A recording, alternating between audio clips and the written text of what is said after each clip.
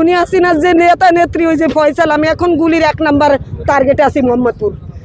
আমি যে অত্যাচার হয়েছি বাবা, আমার কিচ্ছু নেই, আমার গায়ে এখন মাংস নাই, আমি ইয়াং ছিলাম নায়িকার মতো, এখন আমি বৃদ্ধা হয়ে গেছি, বুড়ি হয়ে গেছি শুধু খুনি হাসিনার নেত্রীদের অত্যাচারে। আমি মোহাম্মদপুর বাসা 100 নম্বর ওয়ার্ডে মহিলা সভানেত্রী। আমি যশোরে ছিলাম আগে, যখন খালেদা জিয়া পদত্যাগ করে তখন ফখরুদ্দিন সরকার আসে, তখন আমার ওই রকম খালেদা জিয়ার মতো এক কাপড়ে আমার যশোরে আমার শিশু বাচ্চা ছিল, এক কাপড়ে যে আমি পলাই চলে আসি এই মোহাম্মদপুর। আসেও আমি এই খুনি হাসিনার যে নেতা নেত্রী ওই যে ফয়সাল, আমি এখন গুলির 1 নাম্বার টার্গেটে আছি মোহাম্মদপুর।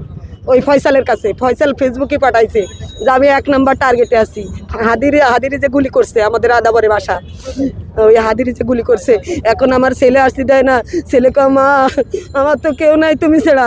আমি বলি যে ওই হাদিরিতেও প্রতিদিন আসি, কারণ হাদিরি যে গুলি করছে প্রশাসন কিভাবে, বিজিবি কিভাবে, আপনারা সাংবাদিকদের আমি ধন্যবাদ জানাই, আমি সাংবাদিকের সাধুবাদ জানাই যে আমাদের সাংবাদিক ভাইয়েরা ওখানে বলছিল যে ওদিক দিয়ে পালাই যাচ্ছে, কিন্তু পুলিশের উপদেষ্টা, বিজিবির প্রধান বলছিল কি তা জানেন? খবরে আমি খবর দেখতেছিলাম, বারবার কয় না হাদি এখনো ফয়সাল এখনো বাংলাদেশে আছে, হাদির খুনি ফয়সাল এখনো বাংলাদেশে আছে।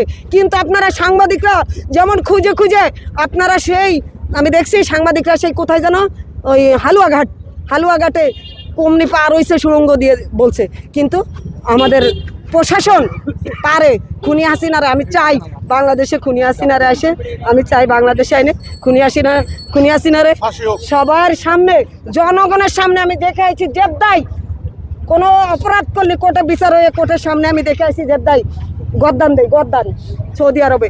আর এই সৌদি আরবে আপনার মক্কা থেকে মদিনা পর্যন্ত জিয়া গাছ নামে পরিচিত। আপনারা বলেন জিয়া গাছ, নিম গাছ, তাহলে জিয়া শহীদ জিয়া ওখানে কোনো গাছ ছিল না, আরাফাতের ময়দানে গেছি কোনো গাছ ছিল না, নিম গাছরে বলে জিয়া গাছ।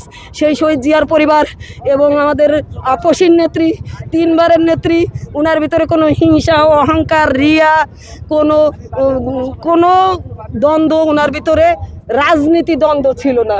উনি বাংলাদেশের মাটিতে মরতে চাইছে, উনি বাংলাদেশের মাটিকে ভালোবাসে, উনি বাংলাদেশের মানুষকে ভালোবাসে, জনগণ নির্বিশেষে। উনি কখনো আলেম মৌলানাদের, আমরা এই যে বয়ান করি, আলেম মৌলানাদের খালেদা জিয়া ক্ষমতায় থাকাকালীন আলেম মৌলানাদের একটারও ফাঁসি দেয় নাই, কিন্তু অত্যাচারও করে নাই।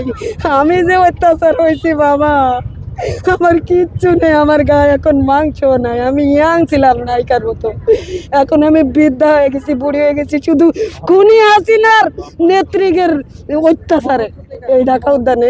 এবং আমার এত নির্যাতন এখনো করতেছে, এখনো হুমকি দিচ্ছে, আমি বলে গুলির টার্গেটে 1 নম্বরে আছি।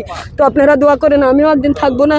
আপনারা সবাই আমার মা জননীর জন্য দোয়া করবেন, এবং আমার একটাই অনুরোধ, আরেক যার কাছে বার্তাটা পৌঁছে দেওয়ার, যাতে আমার একটু মা জননীর শেষবারের মতো আমি মা জননীর মুখটা একবার দেখবো, তারপরে আমি দুটো খানা খাবো।